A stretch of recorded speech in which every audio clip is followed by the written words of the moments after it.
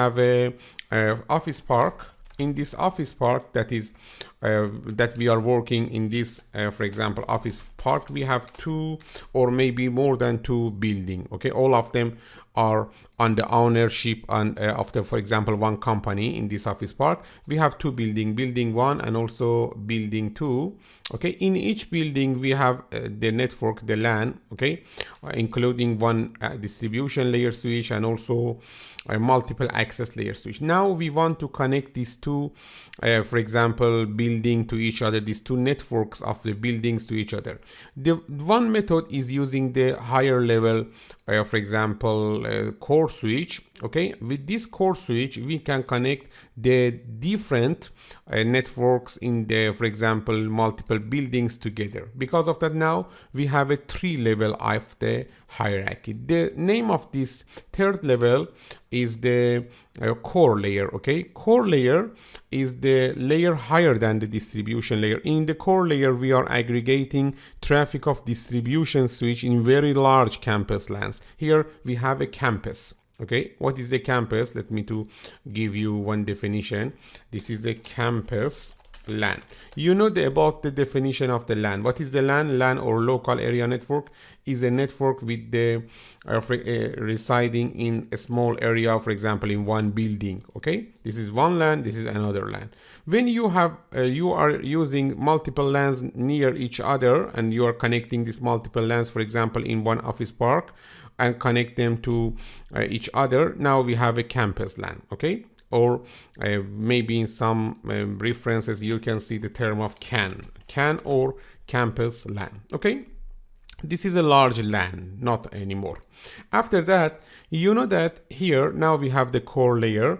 The core layer should aggregate the traffic of distribution switch in very large campus LANs, providing very high forwarding rate for the larger volume of traffic due to the size of the network. You know it. You know that with the only function of the core switch is not connecting the distribution switch and maybe the all of the network together. Why? Look at here. In most cases we are connecting all of the WAN connections to the router. Assume that here we have a router. This router is a router that we are using it for the connecting to the for example, internet. Okay, because of that this router should connect to the core switch. Okay, and after that now we can configure this router to connect to the ISP's router, and after that we can receive the internet from the this router, the edge router, and after that all of the computers in the LAN, okay, can connect from the core switch to the router, edge router, and then to the ISP. Also, maybe you are using the other routers for connecting the campus LAN. This is the campus LAN to the other branches. You know that in each company we have some branches in some other places, another city, another country.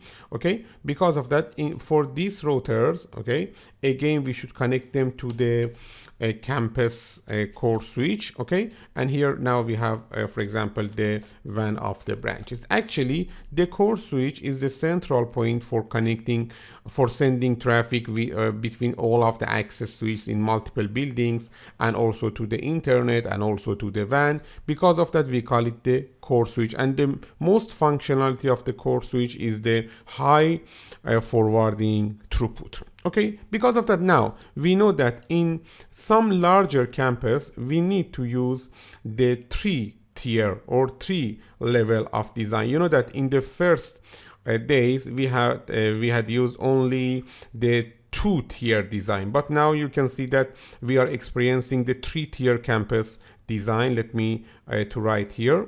Here now we have a 3-tier campus design.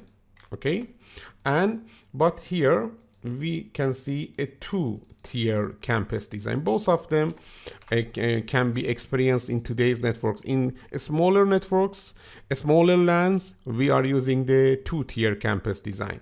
In the larger campus, we are using the 3-tier campus design. Okay, this is the function of the 2-tier and also 3-tier networks. But let me to give you a little more information about for example, design of one LAN. In this picture, you can see three buildings, the building 1, building 2, and building 3, as you can see.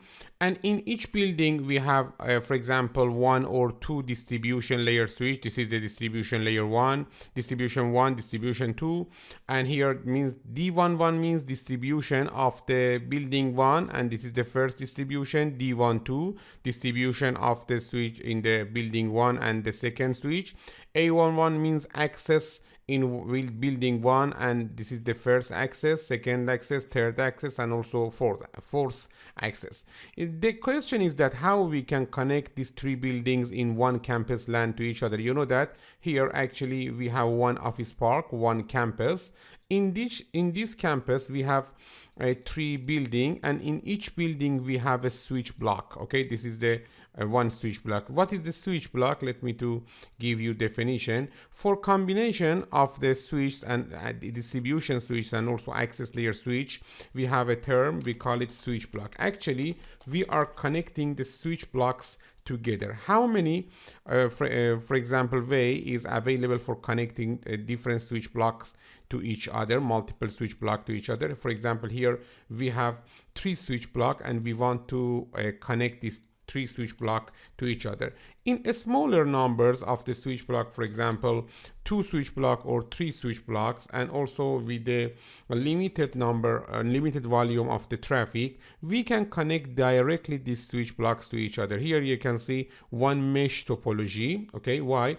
Because the D11 now is connected to all of the other distribution layer switch, again D12 to all of the other distribution switch, and also other distribution layer switch. Okay, because of that, here we can see between the switch blocks, okay, we are using the full mesh topology. This is the full mesh. Okay, and you know that for full mesh we need multiple interface and also multiple links. You know that we have a formula, n multiply n minus 1, n is the number of the distribution layer switch, divided to 2 is the required, for example, connection. For example, here we have 6 switch block, 6 distribution layer switch, 6 multiply 5 divided to 2 equal to 15. We need to have 15 links between for example, switch blocks, and this means that only for a smaller networks we can use this method. This is the collapsed core.